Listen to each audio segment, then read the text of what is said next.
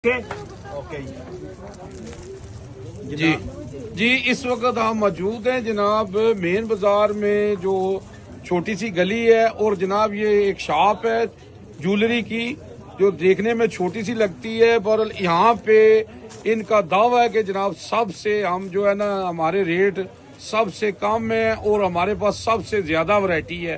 तो आए जनाब इनसे पूछते हैं कि वाकई इनका दावा है। जी सामने जी वालेकुम आप सलाम। क्या हाल है जी, क्या नाम है आपका सर? दानिश नाम है जी। जावा जी सब तो पहला तो बहुत ज़्यादा शुक्रिया ਤੁਹਾਨੂੰ जनाब तकने खुशी होंगी है माशाल्लाह बहुत अच्छा काम कर रहे हैं जावा जी यूजी ਜਿਹੜਾ ਇਹਨਾਂ ਦਾ ਨਿਊਜ਼ ਚੈਨਲ ਹੈ ਤੇ ਜਨਾਬ ਜਿਹੜੀ ਇਹਨਾਂ ਗੱਲਾਂ ਕੀਤੀਆਂ ਨਾ 120% ਨਹੀਂ 520% ਦਰੁਸਤ ਨੇ।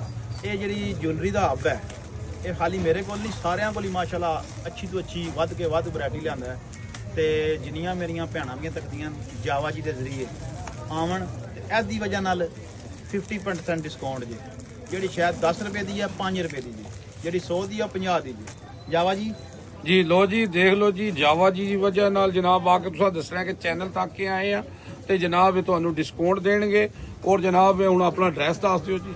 ਲਾਸਟ ਚਾਂ ਸ਼ਾਹ ਜੀ ਦਿਖਾਓ ਕੈਮਰੇ 'ਚ ਠੀਕ ਹੋ ਗਿਆ ਤੇ ਬਾਕੀ ਸ਼ਾਹ ਜੀ ਲਵ ਯੂ ਜੀ ਤੇ ਬੰਦ ਕਰ ਦਿਓ।